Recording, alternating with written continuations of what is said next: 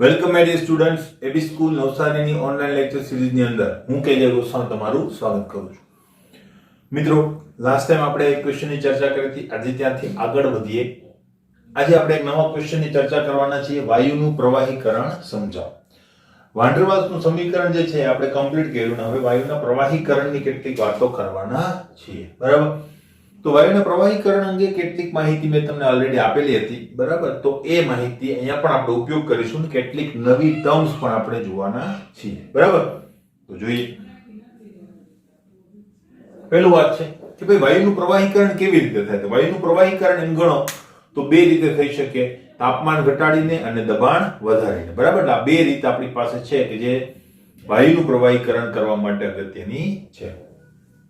હવે બંને રીત એટલે કે તાપમાન અને દબાણ બંનેનો ઉપયોગ કરીને વાયુના પ્રવાહીકરણને આપણે સરળ બનાવી શકીએ છીએ. બરાબર? કેવી રીતે?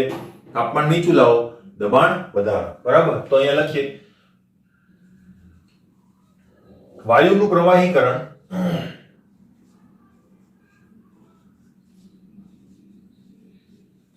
પ્રવાહીકરણ તાપમાન ઘટાડીને અને દબાણ વધારીને કરી શકાય છે.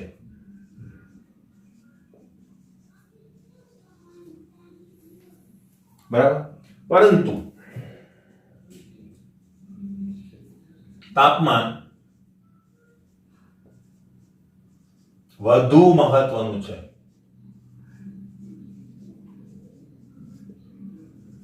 આ વાત આપણે પહેલા પણ કરેલી છે કે તાપમાન જે છે એ વાયુના પ્રવાહીકરણ માટે વધારે મહત્વનું છે. ક્લિયર? હવે બીજો પોઈન્ટ લખીએ કે ભાઈ શા માટે? તો કે ભાઈ ચોક્કસ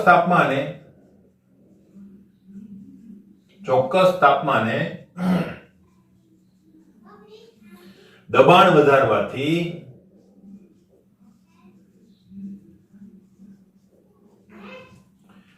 જ પ્રવાહીકરણ થાય છે. બરાબર? એટલે કોઈ ચોક્કસ તાપમાન છે એના પછી જ તમે દબાણ વધારો તો પ્રવાહીકરણ થાય. ગમે તે તાપમાને દબાણ વધારવાથી પ્રવાહીકરણ થતું નથી. બરાબર? તો કેટલું તાપમાન આપણે રાખીએ તો દબાણ વધારવાથી પ્રવાહીકરણ થઈ જાય? બરાબર? એક લેવલ હશે, એ લેવલ પછી તમે ગમે એટલું દબાણ વધારશો પ્રવાહીકરણ થશે નહીં. તો એને લગતી આપણી પાસે ત્રણ ટર્મ આવે છે. ત્રણ શબ્દો, ત્રણ આપણી પાસે ટર્મ્સ આવે છે. તો ત્રણે ત્રણ ટર્મ્સ આપણે જોવાની છે. તો પહેલી ટર્મ્સ આપણી પાસે આવે છે ક્રાંતિક તાપમાન. એટલે આ વાક્ય વધારે સરળતાથી તમને સમજાઈ જશે. બરાબર? પહેલી ટર્મ છે આપણી પાસે ક્રાંતિક તાપમાન. ક્રાંતિક તાપમાન. બરાબર? ક્રાંતિક તાપમાન જે છે ને ટીસી વડે દર્શાવવામાં આવે છે. ટીસી. C for critical. ક્રાંતિક તાપમાનનું ઇંગ્લિશ છે ક્રિટિકલ ટેમ્પરેચર. એટલે એને ટીસી વડે દર્શાવવામાં આવે. ટી ફોર ટેમ્પરેચર અને C for critical temperature. Clear? હવે ક્રાંતિક તાપમાન કોને કહેવાય? તો એ વસ્તુ લખી લઈએ. બરાબર? જે મહત્તમ તાપમાને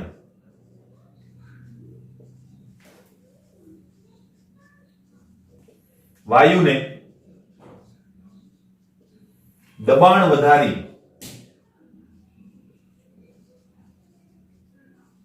પ્રવાહીકૃત કરી શકાય તે તાપમાનને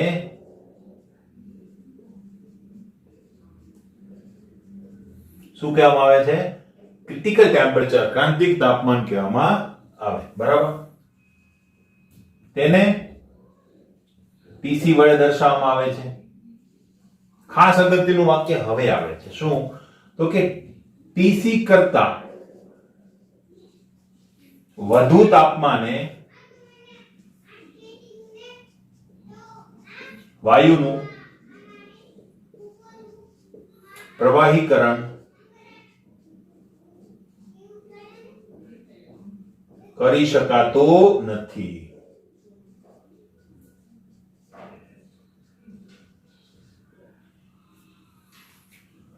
બરાબર, આ ખાસ વાક્ય અગત્યનું છે, આના ઉપર એમસીક્યુ પણ આવતા હોય છે, તો ખાસ ધ્યાન રાખજો. બરાબર, ક્રિટિકલ ટેમ્પરેચર ઉપર પ્રવાહીકરણ થાય, યાદ રાખજો, એનાથી ઊંચા તાપમાને થતું નથી. એટલે ટીસી ઉપર હજુ પ્રવાહીકરણ થશે, એ છેલ્લું લેવલ છે. એનાથી વધારે તાપમાને પ્રવાહીકરણ થતું નથી. બરાબર, એટલે કે ક્રાંતિક તાપમાન કરતા વધારે તાપમાન, તો પછી તમે ગમે એટલું દબાણ વધારશો, પ્રવાહીકરણ થશે નહીં. ક્રાંતિક તાપમાન અને એના કરતા નીચા તાપમાને હંમેશા પ્રવાહીકરણ થઈ શકે, દબાણ વધારી. ક્લિયર? બરાબર, આ વસ્તુ એક અગત્યની છે. ક્લિયર? હવે આના પછી એક બીજી ટર્મ આપણી પાસે આવે છે, એ છે ક્રાંતિક દબાણ. ક્રાંતિક દબાણ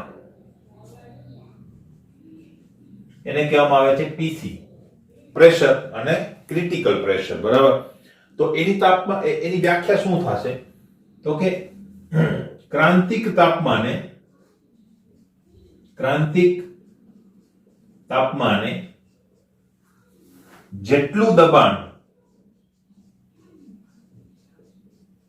લગાડવાથી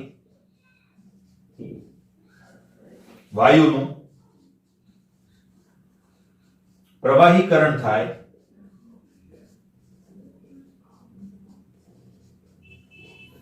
તે દબાણને શું કહેવામાં આવે છે? ક્રિટિકલ પ્રેશર અથવા તો ક્રાંતિક દબાણ કહેવામાં આવે છે. તેને પીસી વડે દર્શાવવામાં આવે છે. ક્લિયર? ક્લિયર? તો આ શું છે? તમારું દબાણ, જેટલું દબાણ લગાડશો ત્યારે પ્રવાહીકરણ થશે. એટલે ટીસી પીસી લગાવો તો પ્રવાહીકરણ થાય. ટીસી પીસી નો મતલબ શું થાય? કે ટી એટલે કે ટીસી એટલે ક્રાંતિક તાપમાને ક્રાંતિક દબાણ લગાડો એટલે વાયુ શું થઈ જાય? વાયુમાંથી પ્રવાહીકૃત થઈ જાય. ક્લિયર? ત્રીજી ટર્મ આવે છે, શું હશે? તમને ખબર જ છે, વીસી. બરાબર, એટલે કે ક્રાંતિક કદ.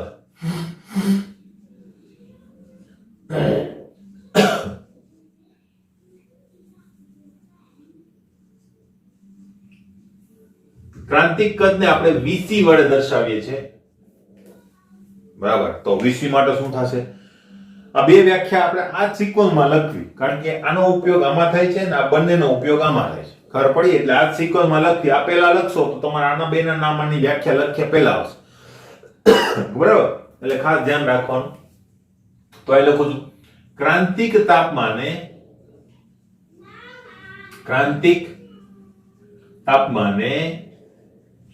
અને ક્રાંતિક દબાણે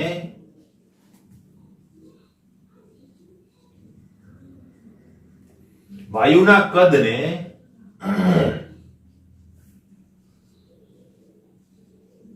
શું કહેવામાં આવે છે? ક્રાંતિક કદ કહેવામાં આવે છે. તેને વીસી વડે દર્શાવવામાં આવે છે. ક્લિયર? એક વસ્તુ. હવે આ જે ત્રણે ત્રણ ટર્મ્સ આવી એ બરાબર યાદ રાખવાની છે, અને આના ઉપરના એમસીક્યુ આવે છે. ખાસ યાદ રાખવાની છે ટીસી. બરાબર, એટલે ટીસી કરતા ઉપરના તાપમાને પ્રવાહીકરણ થતું નથી, પણ ટીસી પર પ્રવાહીકરણ થાય છે. આ યાદ રાખજો, નહીં તો અહીં ભૂલ ખાશો. બરાબર, ટીસી ઉપર પ્રવાહીકરણ થશે, એનાથી ઊંચા તાપમાને થતું નથી. ક્લિયર? કે જે તમને આ વ્યાખ્યાની અંદર જોવા મળે. નેક્સ્ટ, હવે CO2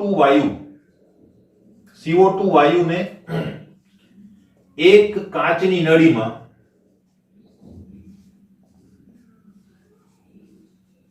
ભરી જુદા જુદા તાપમાને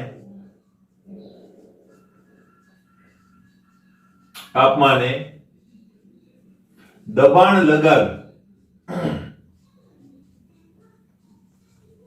તેના પ્રવાહીકરણનો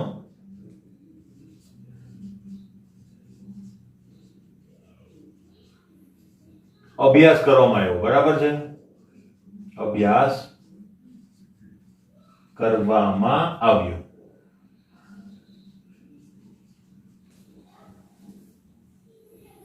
બરાબર, CO2 વાયુ માટે. અને આના માટે એન્ડ્રુઝ નામના વૈજ્ઞાનિકે આલેખો દોર્યા, જેને શું કહેવામાં આવે છે? એન્ડ્રુઝના આલેખો કહેવામાં આવે છે. એન્ડ્રુઝના જે આલેખો છે એ દબાણ વિરુદ્ધ કદના છે, બરાબર? તેના દબાણ વિરુદ્ધ કદના આલેખો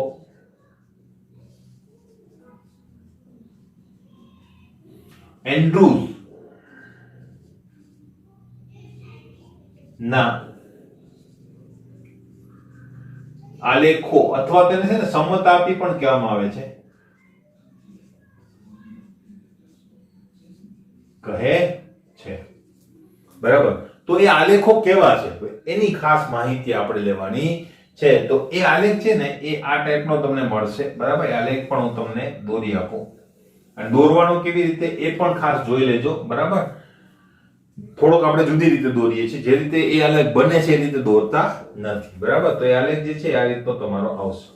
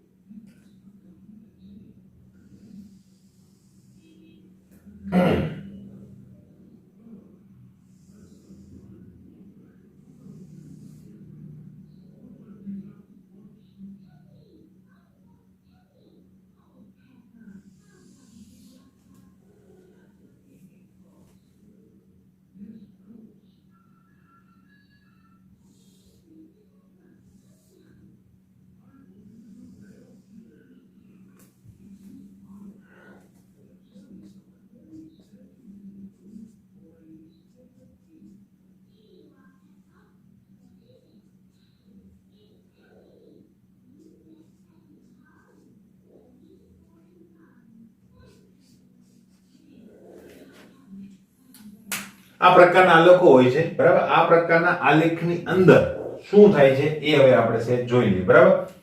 હવે આ આલેખ જે છે એ ઘણા બધા આલેખોનું મિક્સચર છે, બરાબર? એક વસ્તુ હું કહી દઉં તમને, આ બિંદુને હું કહી દઉં છું x, બરાબર? હવે આ જે બિંદુ છે ત્યાંનું તાપમાન, એટલે આ દરેક જે રેખા છે એ એક અચળ તાપમાને તમને મળે છે. તો અહીંયા તાપમાન આઈ થિંક છે 13.1 ડિગ્રી સેલ્સિયસ, કોઈ પણ તમે લઈ શકો, કોઈ ઇશ્યુ નથી, બરાબર? પછી અહીંયા તાપમાન તમારું હશે આઈ થિંક 30.98 ડિગ્રી સેલ્સિયસ. આ તાપમાન ખાસ એ જ હોવું જોઈએ, 31.1 ડિગ્રી સેલ્સિયસ, અને અહીંયા તાપમાન આપણે લખીશું 50 ડિગ્રી સેલ્સિયસ, બરાબર? તો આ રીતનો આપણો આલેખ છે. હવે આલેખની અંદર શું થાય છે એ જો, બરાબર? હવે જો આલેખનું જો અર્થઘટન જે છે આપણે લખીએ, તો અર્થઘટન જે છે ને એ આપણે લખીશું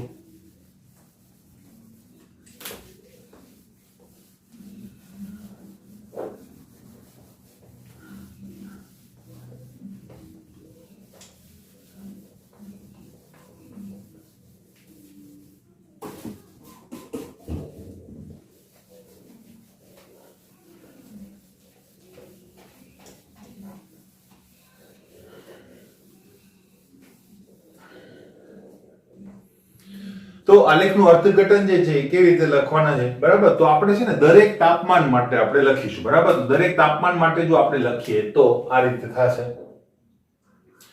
હું લખીને તમને આપી છે, એની અંદરથી તમને મળી જશે, બરાબર? તો પહેલું તાપમાન છે 13.1 ડિગ્રી સેલ્સિયસ માટે, બરાબર? અથવા તો જે તાપમાન તમે 13 ની આસપાસ તમારે લખેલું હશે, બરાબર? તો કોઈ પણ લખી શકો, કોઈ ઇશ્યુ નથી. 13.1 ડિગ્રી માટે શું થશે? તો હું આ એક તાપમાન ખાસ વિગતવાર હું દર્શાવી દઈશ, બરાબર? કે જો XY વિભાગ જે છે એના પાસે શું થાય છે? XY વિભાગમાં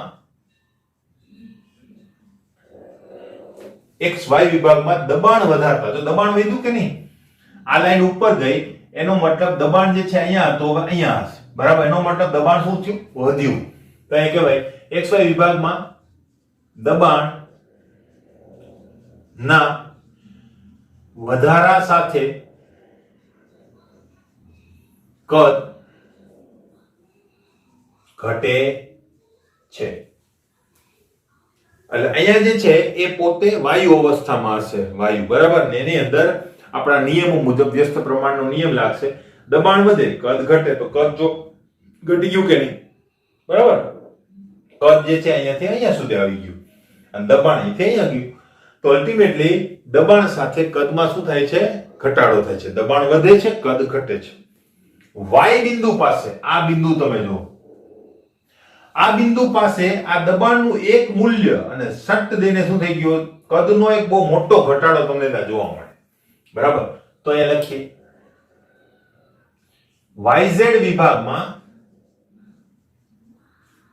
YZ વિભાગમાં દબાણના એક મૂલ્ય માટે કદનો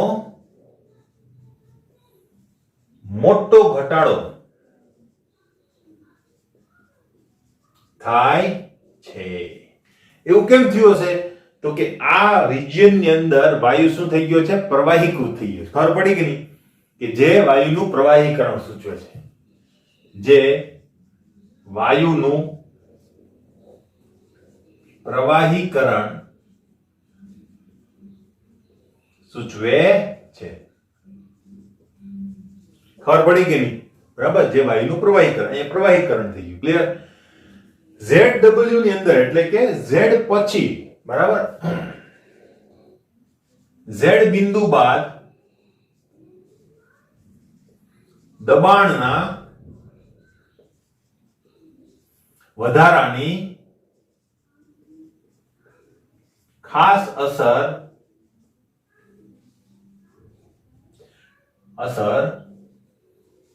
કદ પર થતી નથી. કેમ? તો કે જો દબાણ અહીંયાથી અહીંયા સુધી વધી ગયું છતાં પણ કદ તો આટલું એવું જ ઘટ્યું, બરાબર. કેમ? તો કે ત્યાં પ્રવાહીકરણ થઈ ગયું છે, પ્રવાહી ઉપર દબાણની અસર થતી નથી અથવા તો ખૂબ ઓછી થાય છે કે જેને અવગણી શકાય.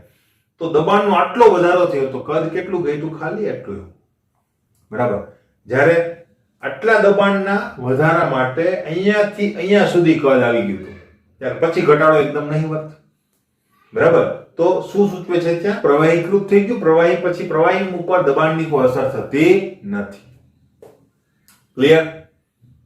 હવે આટલી વસ્તુ થઈ ગઈ આપણે આ તાપમાન માટે. દરેક તાપમાનમાં આટલી બધી વસ્તુ લખવાની આવતી નથી કારણ કે આપણે નોટિફાઈડ નથી કરેલું, તમે જોઈ શકો છો, બરાબર. હવે આપણું તાપમાન આવે છે 30.98 ડિગ્રી સેલ્સિયસ માટે.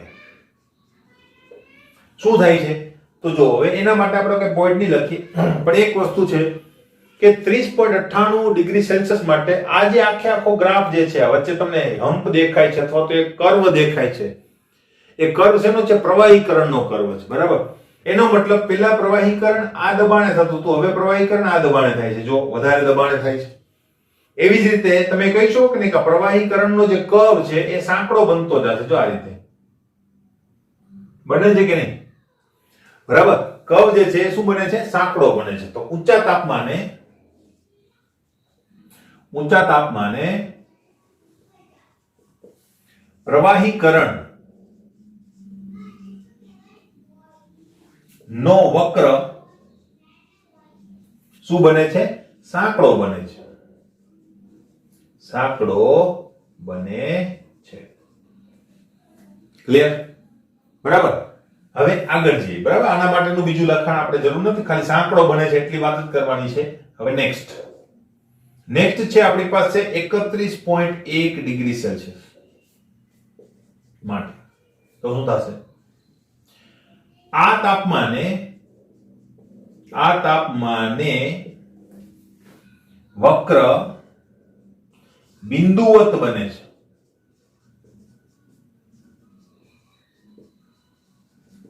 થઈ ગયો ને? જો આ વક્ર જે છે એ રિજિયનમાં હતો, હવે શું થઈ ગયું? એક બિંદુ થઈ ગયું, બરાબર, કે જેને આપણે શું કીધું છે? બિંદુ E, બરાબર. તો અહીં કૌંસમાં લખી દઉં બિંદુ E. ક્લિયર? એક બિંદુ બની ગયું.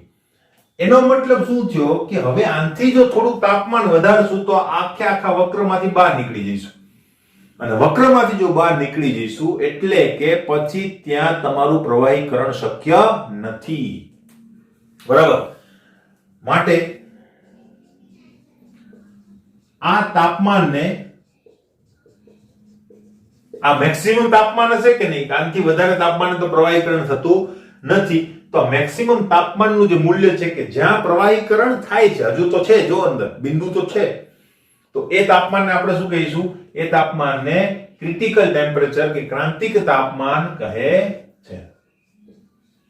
એનો મતલબ આ જે 31.1 નું મૂલ્ય જે છે એ શું થઈ ગયું તમારું? TC. 31.1 degree Celsius is equal to TC. ખબર પડી? એટલા હું કીધું CO2 માટે આ જ TC છે, એટલે આ મૂલ્ય તો બદલાવું ના જોઈએ. આનાથી નીચેના મૂલ્યો માટે તમે 13.1 ના બદલે માનો કે તમને 13 યાદ આવ્યું, કોઈ ઇશ્યુ નથી. 30.98 ના બદલે 30 યાદ આવ્યું, કોઈ ઇશ્યુ નથી. પણ આ તાપમાન 31.1 ડિગ્રી જ હોવું જોઈએ. ક્લિયર? એટલે આ વસ્તુ એટલે મેં કીધી TC કહે છે. હવે TC ઉપર કંઈક તમે એવું દબાણ લગાવ્યું હશે જેથી કરીને પ્રવાહીકરણ થયું હશે કે નહીં? તો દબાણના આ મૂલ્યને શું કહેવામાં આવે છે? PC. બરાબર? તો આ બિંદુ પાસે ના દબાણને PC કહે છે. અને ત્યાં કઈ કદ પણ હશે, તો એ કદને શું કહીશું આપણે? VC કહીશું. તથા કદને VC કહે છે. ક્લિયર? હજી આના પછી પોઈન્ટ આવશે 50 ડિગ્રી સેલ્સિયસ નો. 50 ડિગ્રી સેલ્સિયસ અથવા તેના ઊંચા તાપમાને શું થશે? તો કે વાયુનું પ્રવાહીકરણ થતું નથી. એક વસ્તુ. અને બીજું, વાયુ જે છે એ આદર્શ વર્તણૂક દર્શાવવા માંડે છે. જો આ ગ્રાફ જે છે P વિરુદ્ધ V નો ગ્રાફ છે, અલ્ટિમેટલી બોયલના નિયમનો ગ્રાફ છે કે નહીં? કે જે કેવો આવવો જોઈએ? આ ટાઈપ આવવો જોઈએ. બરાબર? તો તમે ગ્રાફ જો કેવા આવે છે, આમ આમ આમ આમ આમ આમ, બરાબર? અથવા તો આમ, બરાબર? તો આ ગ્રાફ જે છે એ તમે જો ઊંચા તાપમાને કેવો થઈ જાય છે? એકદમ વ્યવસ્થિત થાય છે. એનો મતલબ ઊંચા તાપમાને વાયુનું પ્રવાહીકરણ શક્ય નથી અને વાયુ જે છે એ આદર્શ વર્તણૂક દર્શાવે છે. આટલી વસ્તુ આપણે એન્ડ્રુઝના ગ્રાફ ઉપરથી શીખવાની છે અને લખવાની પણ છે વાયુના પ્રવાહીકરણના મુદ્દાની અંદર. તો વાયુના પ્રવાહીકરણના મુદ્દાને કેવી રીતે યાદ રાખશો? પહેલા 3 વ્યાખ્યાઓ લખવાની: TC, PC, VC. ત્યાર પછી CO2 માટે કાચની નળીની અંદર ભરી અને જુદા જુદા તાપમાને દબાણ આપી અને તેને પ્રવાહીકૃત કરવાનો એક પ્રયોગ કરવામાં આવ્યો અને એના આલેખો દોરવામાં આવ્યા. આ આલેખો જે છે એને એન્ડ્રુઝના આલેખો કહેવામાં આવે છે અથવા તો એન્ડ્રુઝની સમતાપીઓ કહેવામાં આવે છે. તો અલ્ટિમેટલી એ જે સમતાપીઓ છે, સમતાપી કેમ? સમતાપી, તાપ એટલે તાપમાન, તાપમાન સમાન તાપમાને લીધેલા આલેખો છે. તો અહીંયા આપણે 4 આલેખોને એકમાં દર્શાવેલા છે, એમ ગણો. ખબર પડી? તો આ આલેખો જે છે એ કયા પ્રકારે આવે છે? તો કયા પ્રકારે આવે છે? આલેખોનું અર્થઘટન આપણે લખવાનું. બરાબર? તો નીચા તાપમાને શું થાય છે તે લખ્યું. પછી એનાથી ઊંચા તાપમાને વક્ર જે છે સાંકડો બને છે અને એક તાપમાન કે જેને ક્રિટિકલ ટેમ્પરેચર કહીએ એ તાપમાને આ બધી વસ્તુ લખવાની. બરાબર? તો ક્રિટિકલ ટેમ્પરેચર તાપમાનથી ઊંચા તાપમાને પ્રવાહીકરણ શક્ય નથી. તો આ બિંદુ પાસે તાપમાન હોય એને TC કહેવાય, આ બિંદુ પાસે દબાણ હોય એને PC કહેવાય, અને આ બિંદુ પાસે જે કદ હોય એને શું કહેવાય? VC કહેવાય. આનાથી ઊંચા તાપમાને પ્રવાહીકરણ થતું નથી ને વાયુ જે છે આદર્શ વર્તણૂક દર્શાવે છે. ક્લિયર? આના ઉપરથી શું કહી શકાય મિત્રો? કે અલ્ટિમેટલી ખૂબ ઊંચા તાપમાને વાયુની ગતિ ઉર્જા એટલી બધી વધી જાય છે જેથી કરીને એના અંદર જે આકર્ષણ બળો છે એને રોકી શકતા નથી. તો ગતિ ઉર્જા વધવાના કારણે, ગતિ ઉર્જા અલ્ટિમેટલી ટેમ્પરેચર છે, તો એ તાપમાન કે ઉષ્મા ઉર્જા જેને આપણે કહીએ છીએ એ ખૂબ વધારે હોય ત્યારે ગમે એટલા એને નજીક લાવો છતાં પણ એ શું થાય છે? એ એકબીજાને રોકી શકતા નથી. ખરેખર શું હોય કે ધીમે ધીમે આવતી ગાડી હોય. એક તમને ઉદાહરણ આપું. દાખલા તરીકે એક સાયકલ છે, બરાબર? અને સાયકલ 2 માણસો ચલાવે છે. માનો કે 30 કિલોમીટરની ઝડપે એક સાયકલ ચલાવે છે, બરાબર? સાયકલની પાછળ તમે અને એક તમારો મિત્ર બેઠેલા છે, બરાબર? એક સાયકલની પાછળ તમારો મિત્ર, બીજી સાયકલ પાછળ તમારો બીજો મિત્ર, બરાબર? તમે સાયકલ ચલાવો છો અને એક બીજો મિત્ર છે એ સાયકલ ચલાવે છે. એટલે 2 જણા એક સાયકલ ઉપર, બીજા 2 જણા બીજી સાયકલ ઉપર. બંને સાયકલ સામેથી આ રીતે આવે છે, બરાબર? અને બંને આ રીતે નીકળી જાય છે બાજુમાંથી. બરાબર? ક્લિયર? બંને સાયકલ બાજુમાંથી એકદમ આ રીતે નીકળી જાય છે. જો તમે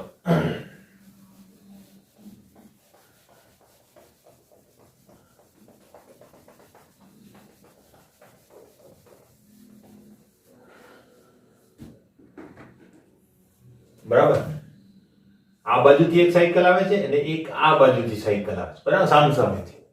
હવે શું થાય, હવે એક સાયકલની ઉપર, માનો કે તમારી સાયકલ છે, બરાબર, આ એનું પડું છે ને આની પાછળ બીજું, અને આ માણસ અહીંયા બેઠો છે, એને હાથ આવી રીતે કરેલો છે. સેમ વસ્તુ અહીંયા પણ છે, બરાબર, અહીંયા એનું આગળનું ટાયર, પાછળનું ટાયર, આ માણસ બેઠો છે, એને પણ હાથ શું કરેલો છે, આ રીતે કરેલો છે. ક્લિયર? 30 કિલોમીટરની સ્પીડે જાય છે માત્ર, બરાબર. હવે 1 કિલોમીટરની સ્પીડે બાજુમાંથી નીકળશે અને બંને જે પાછળ બેઠેલા વ્યક્તિ છે એ સમાન ક્ષમતા વાળા છે, બરાબર. તો બંને એકબીજાના હાથ પકડી અને શું કરી દેશે, સાયકલને રોકી શકશે કે નહીં? રોકી શકશે, બરાબર. 30 કિલોમીટરની સ્પીડમાં એ કદાચ રોકી શકશે, બરાબર, સક્ષમ આદમી હશે તો એ રોકી શકશે એટલે સાયકલ ત્યાં ને ત્યાં અટકી જશે. પછી એની ગતિ જે છે એકદમ કેવી થઈ જશે, ઝીરો થઈ જશે. ત્યાં રોકી દીધા, બરાબર. ક્લિયર? હવે આ જ બે આદમી છે કે જેને બાઇક ઉપર બેસાડવામાં આવ્યા અને બાઇક ઉપર બેસાડી અને એની સ્પીડ કરી દેવામાં આવી 80 કિલોમીટરની. 80 કિલોમીટરથી આમ જાય છે, 80 કિલોમીટરથી આમ જાય છે, બરાબર. એકદમ નજીકથી આપણે પસાર કરીએ, ભલે કે એને પકડવાનો પૂરેપૂરો મોકો મળે, બરાબર. તો શું એ બંને બાઇકને રોકીને તરત ઝીરો કરી દેશે? નહીં થાય. ક્ષમતા એટલી જ છે, છતાં પણ થઈ શકશે નહીં. કેમ?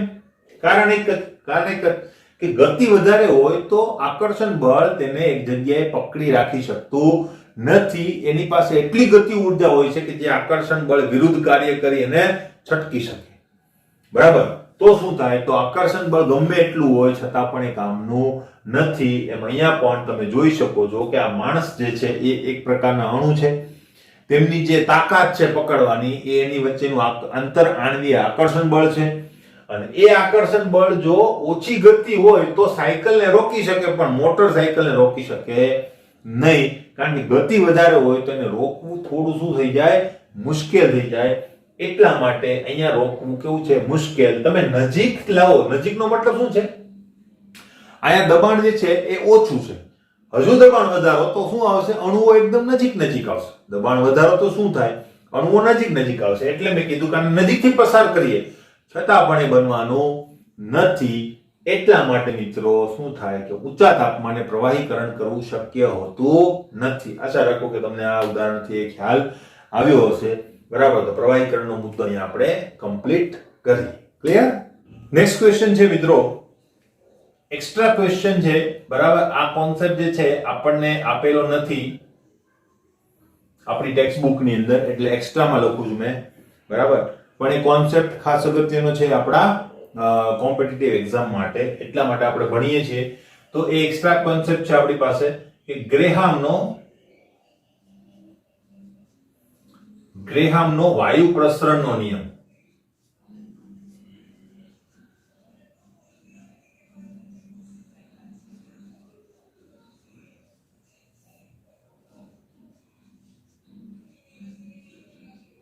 તો આ એક ક્વેશ્ચન છે કે જે તમારે કામમાં આવી શકે કોમ્પિટિટિવ એક્ઝામ ની અંદર, બરાબર.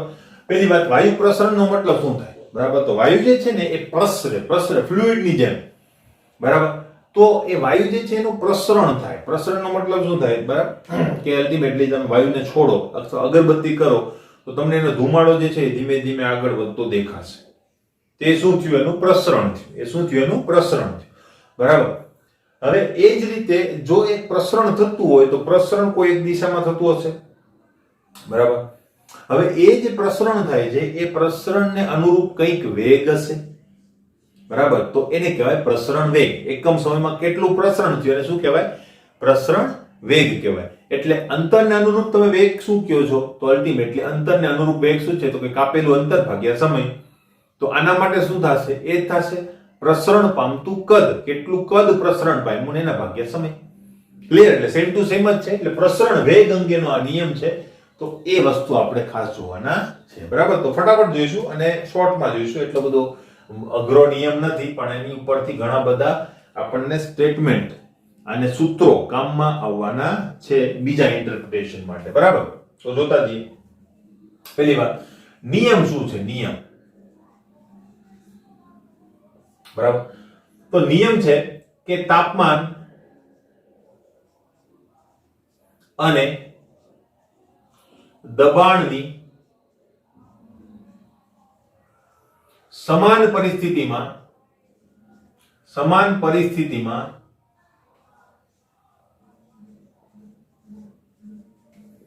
વાયુનો પ્રસરણ વેગ એ તેની ઘનતાના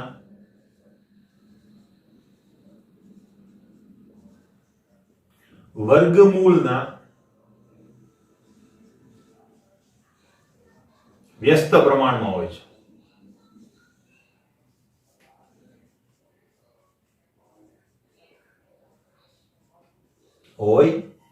છે તો આ આપણો નિયમ છે, બરાબર.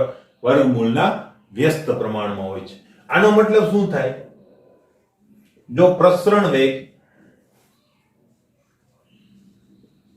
ઇઝ ઇક્વલ ટુ આપણે શું કહી દઈએ r અને ઘનતા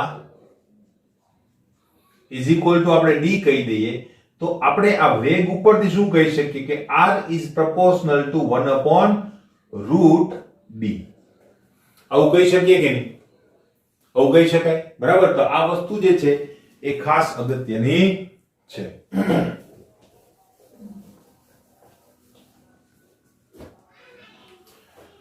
બરાબર. હવે જો કોઈ બે જુદી જુદી પરિસ્થિતિ માટે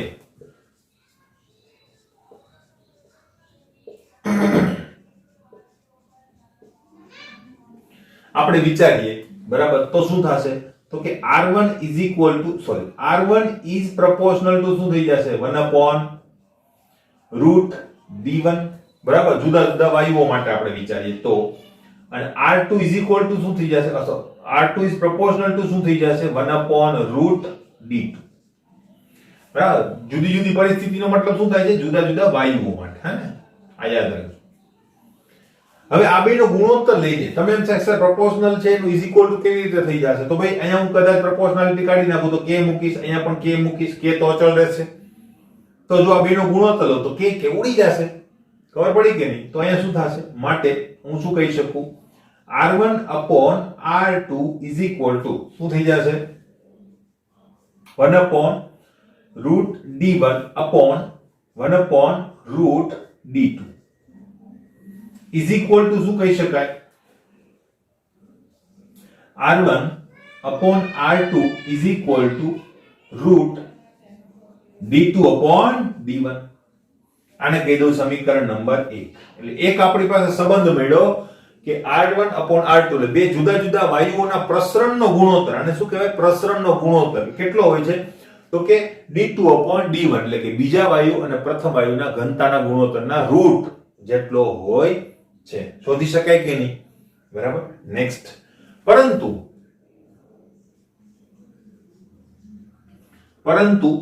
ઘનતા જે છે એ આણ્વીય દળના સમપ્રમાણમાં હોય.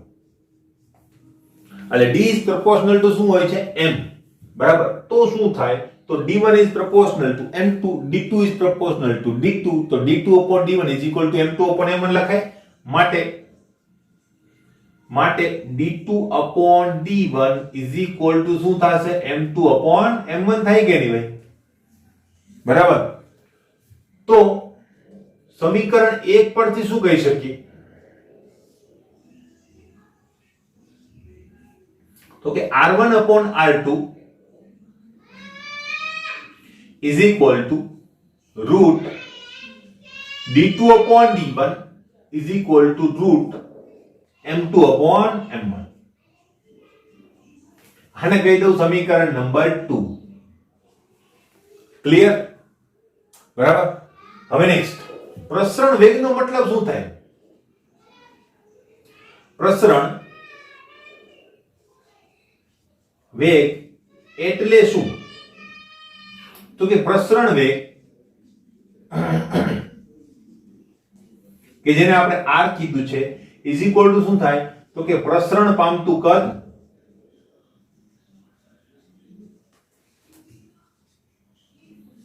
જેને આપણે કેપિટલ V કહીએ અને ભાગ્યા શું થશે?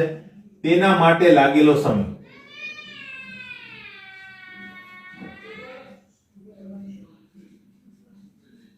સમય શું થશે આપણી પાસે? t. બરાબર. તો હું અહીં શું કહી શકું કે r is equal to v upon t. બરાબર. તો r1 is equal to v1 upon t1 અને r2 is equal to v2 upon t2 થાય કે નહીં? બરાબર. તો હું આમ કરી શકું r1 upon r2 is equal to v1 upon t1 upon v2 upon t2. તો છેદનો છેદ અંશમાં જશે, અંશનો છેદ છેદમાં જશે. તો આના બરાબર હું આમ લખી શકું v1 upon v2 into t2 upon t1. બરાબર. તો આપણું સમીકરણ શું થશે? તો સમીકરણ 2 પરથી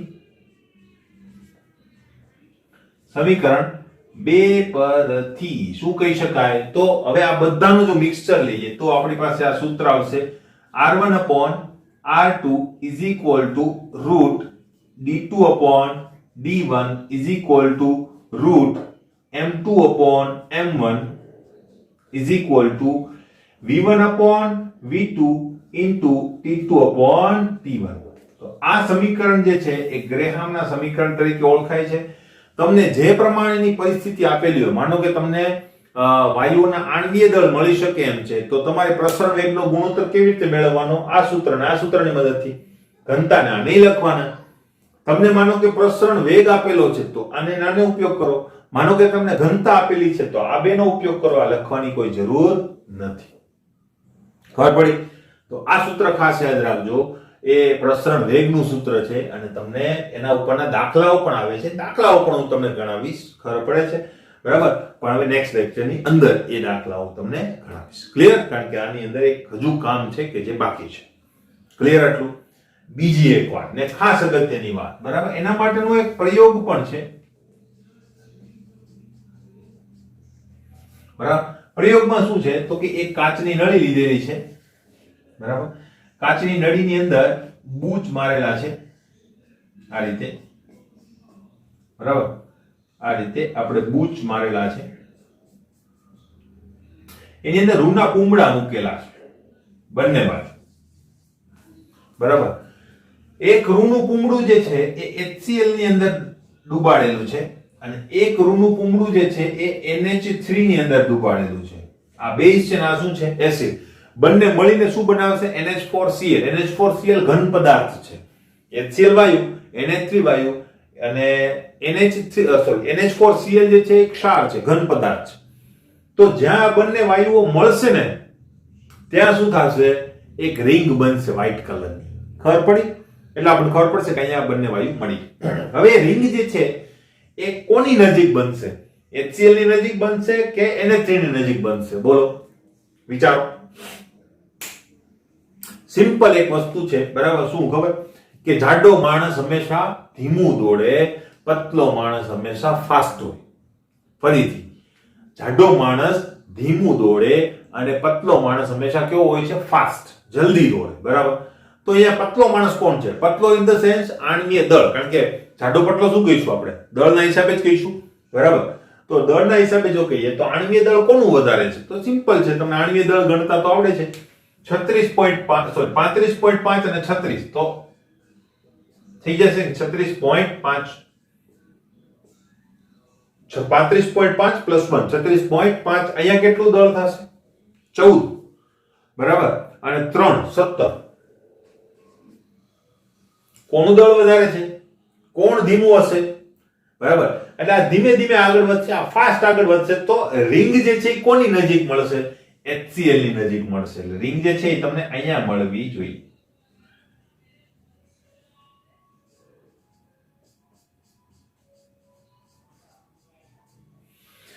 ખબર પડી? બરાબર. આવા પ્રશ્નો પણ ઘણીવાર પૂછાતા હોય છે. એક વાત. બીજું હવે આની અંદર તમે પ્રસરણ વેગનો ગુણોત્તર શું થશે? r1 upon r2 is equal to v1 upon v2 into t2 upon t1 થાય કે નહીં? બરાબર. કારણ કે અહીંયા તમને કદ ખબર પડી જાય. કારણ કે નળી બંધ છે, નળાકારનું કદ તમે મેળવી શકો. બરાબર. તો તમે એ કદ મેળવી શકો. બરાબર. પણ અહીંયા પહોંચવા માટે બંને વાયુને સમય તો સરખો જ લાગ્યો છે ને, કારણ કે આ જગ્યાએ પહોંચવા માટે આને પણ સેમ સમય લાગ્યો હશે, આને પણ સેમ સમય લાગ્યો હશે. તો T1 ઇઝ ઇક્વલ ટુ શું હશે? T2 હશે કે નહીં? તો અહીંયા T1 ઇઝ ઇક્વલ ટુ શું હશે? T2. માટે આ બે તો ઉડી જવાના, બરાબર. તો બચ્યું શું? V1 upon V2, બરાબર. V1 upon V2. અને જો તમે નળાકારના કદના સૂત્રને જો ભાગાકારમાં લો તો એની ત્રિજ્યા અચળ હશે, પાઈ અચળ હશે, બરાબર. તો અલ્ટિમેટલી લંબાઈ જ અગત્યની થશે. તો અહીંયા શું કરી શકો? તમે આ કદના બદલે લંબાઈ પણ લઈ શકો. કેવી રીતે? તો જો માનો કે હું એક P, આ Q અને R બિંદુ કહું તો PR એ કોને? HCl એક આપેલું અંતર, એટલે હું આ HCl છે ને એને 1 નંબર કહી દઉં અને 2 નંબર કહી દઉં. તો V1 જો HCl ના પ્રસરણ પામતું કદ હોય તો એને લંબાઈ તરીકે હું લઈ શકું. તો PR અંતર ભાગ્યા RQ અંતર લઈ શકાય. તમારે બીજો કદની કોઈ ગુણાકાર કરવાની જરૂર નથી. ખાલી કેટલું અંતર કાપ્યું એટલી ખબર પડી જાય તો તમે આ વસ્તુ લઈ શકો. કારણ કે નળાકાર છે, વાયુ ક્યાંય બીજી જગ્યાએ બહાર નીકળવાનો નથી, એક જ દિશામાં પ્રસરણ કરવાનો છે. નળીનું કદ જે છે તમને ખ્યાલ છે, નળીના કદ માટેના સૂત્ર તમે જોશો, બરાબર. લગો પાઈ આર એલ છે, આર સેમ છે, પાઈ સેમ છે, તો એલ જે છે એને મદદથી તમે આ વસ્તુ લંબાઈના અનુસંધાનમાં લઈ લો. તો લંબાઈ ભાગ્યા લંબાઈ કરો તો પણ તમારો જવાબ જે છે V1 by V2 જેટલો જ આવશે, અને એ જવાબ R1 by R2 જેટલો જ હશે. ક્લિયર? એટલે ખાસ અગત્યનો આ એક મુદ્દો હતો કે જે મેં તમને કીધો. હવે આની ઉપરના કેટલાક દાખલાઓ છે, એ દાખલા હું તમને નેક્સ્ટ લેક્ચરની અંદર કરાવીશ, અને પછી આપણે હવે એમ ગણો તો વાયુ માટેનું બધું કામકાજ આપણું પૂર્ણ થઈ ગયું છે, બરાબર. તો હું નેક્સ્ટ લેક્ચરની અંદર દાખલાઓ પણ ગણાવીશ, ગ્રેહામના, અને સૂત્રો પણ લખાવીશ, બરાબર. તો એટલી વસ્તુ આપણે નેક્સ્ટ લેક્ચરની અંદર હવે રાખીએ. ક્લિયર? મળીએ નેક્સ્ટ લેક્ચરની અંદર.